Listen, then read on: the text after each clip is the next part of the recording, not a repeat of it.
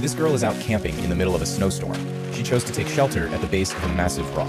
She starts pulling things out of her backpack and laying them on the ground to make a place to sleep. She's so exhausted that she has to lie down and rest for a bit after making such a long journey to get here. She notices there's a lot of animal droppings under her feet, but she just ignores it. She starts cooking up some hot food and digging in on a freezing day like this. Nothing beats a hot meal.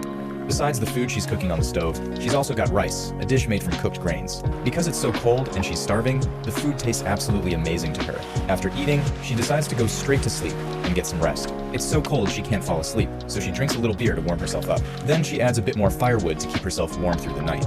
Now she can finally get some sleep. Don't forget to subscribe so you don't miss any exciting videos.